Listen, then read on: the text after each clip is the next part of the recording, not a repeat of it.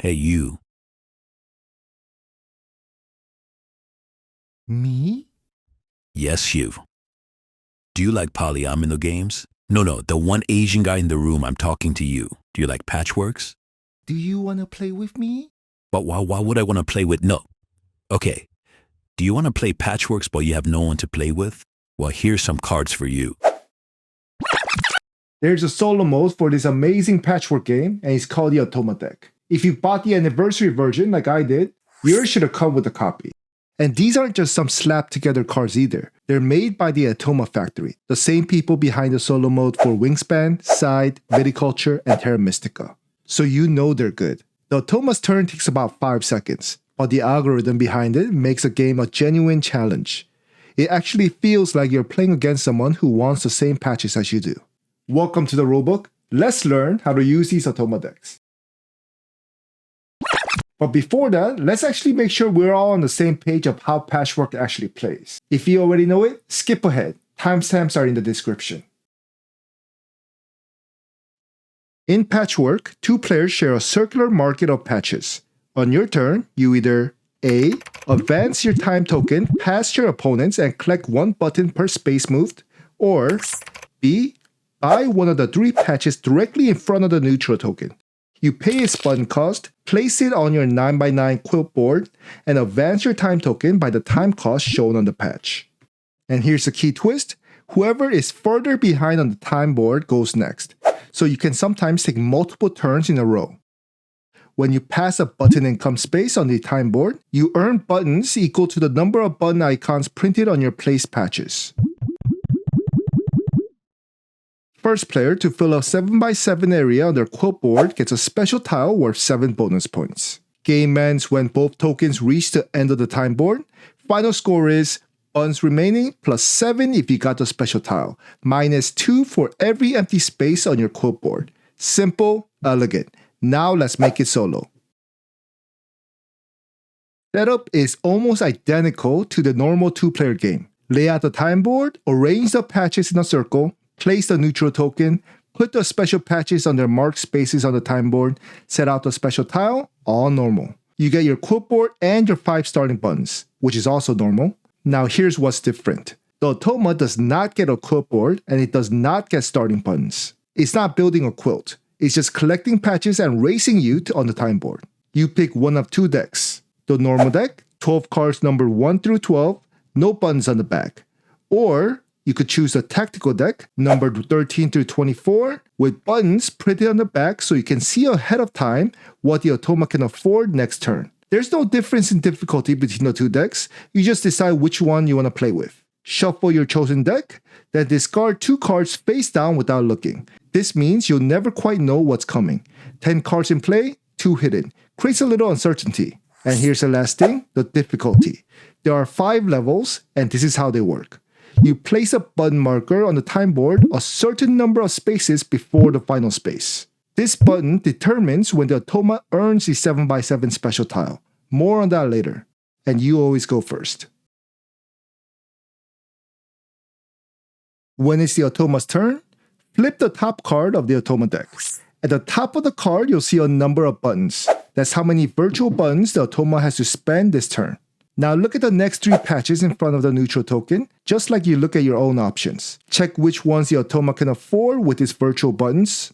And here are the 3 possible outcomes. Case A, Automa can't afford any of the 3 patches.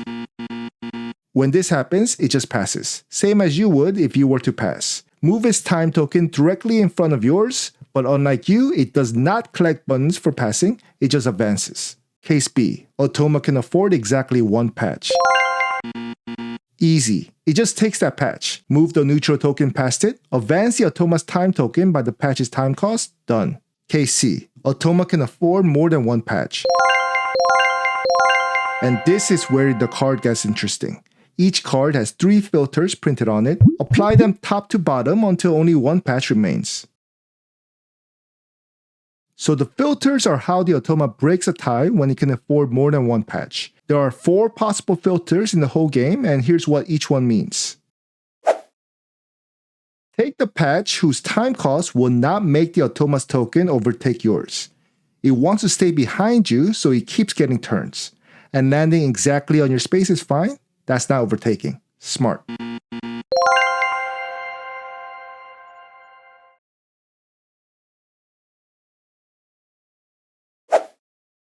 Take the patch with the most button icons printed on it.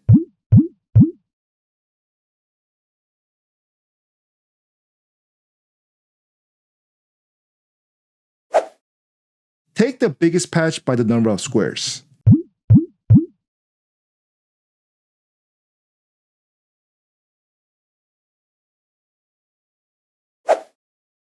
Of the 3 patches in front of the neutral token, take the one furthest away.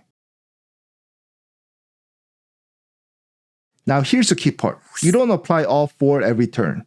Each Automa card shows only 3 of these 4 filters printed in a specific order, and that order changes from card to card. So you just read the filters top to bottom as shown on the card in front of you and apply them until only 1 patch is left standing. And if a filter would eliminate every remaining patch, just skip it and move to the next one on the card.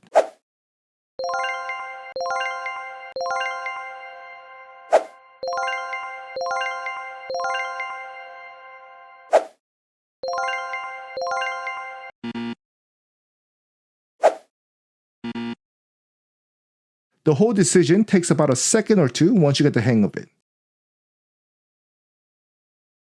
After the Automa takes its patch, it goes into one of the 2 piles. Patches with button icons in one pile, and patches without in the other. Keep them separated, this will make the scoring easier at the end. Discard the Automa card that you just used, and determine whose turn is next based on who's further behind on the time board. Same as always. You earn button income normally. When you pass a button income space, count the buttons on your placed patches, collect that many from the supply. But the Automa works a little differently. When it moves on to or past a button income space, look at the current Automa card, the one that was just revealed. At the bottom right of the card, there's a number ranging from 0 to 5. That's how many buttons the Automa collects and adds to its supply. These buttons go into a general pile for the Automa. They don't do anything during the game. The Automa never actually spends buttons on its supply on patches, but they do count for the scoring at the end. And remember, the virtual buttons printed at the top of each card determine what the Automa can afford. The actual collected buttons are just endgame points. Remember that button we placed on the time board during setup? That's the Automa's 7x7 trigger. When the Automa's time token moves onto or past that button, it gets a special tile, worth 7 points, unless you complete a 7x7 square on your quilt board before the Automa reaches that space. If you do, you get the tile instead, and you remove the button from the board. And this is the tension of the whole solo game. At higher difficulties, that button sits way earlier on the track.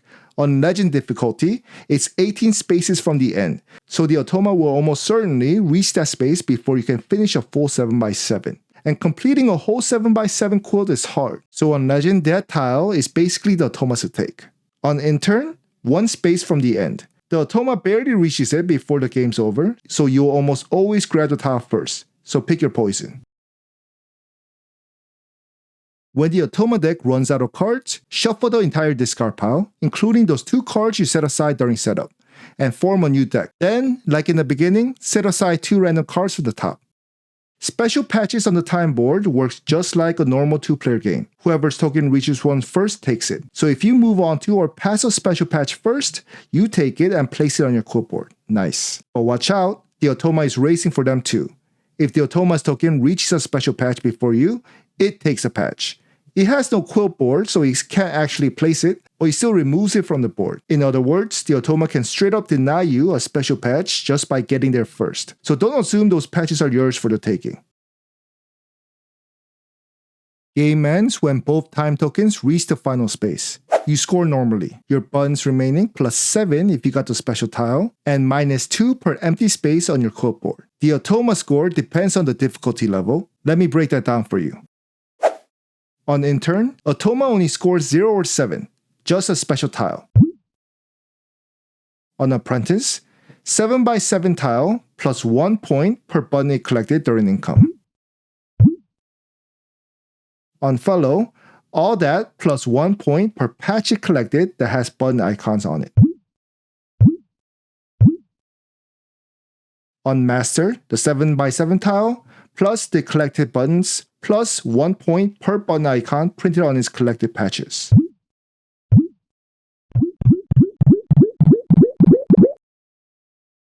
Legend, everything. A 7x7 tile, plus the collected buttons, plus the patches with buttons, plus the icons on those patches.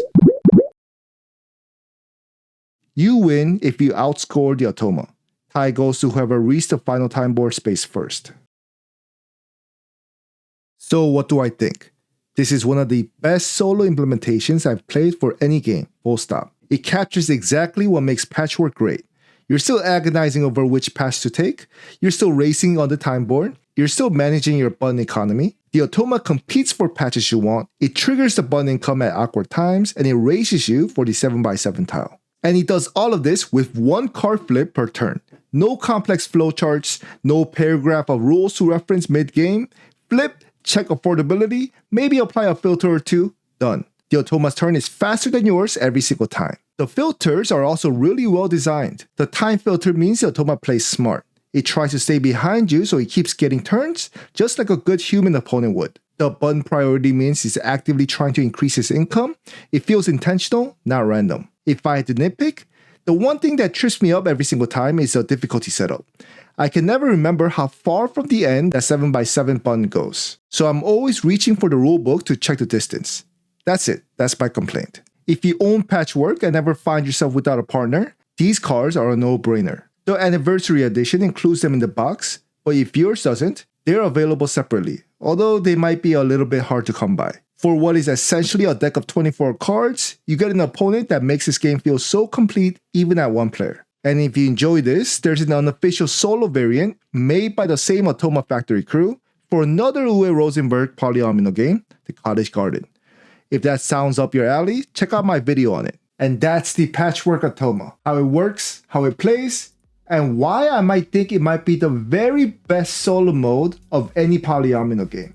Are there any solo modes, whether official or unofficial, that you'll recommend? Drop them in the comments below and I'll check them out. If you want more solo modes and how to play reviews, subscribe. More coming on the way. Thanks for watching, and that's in the rulebook.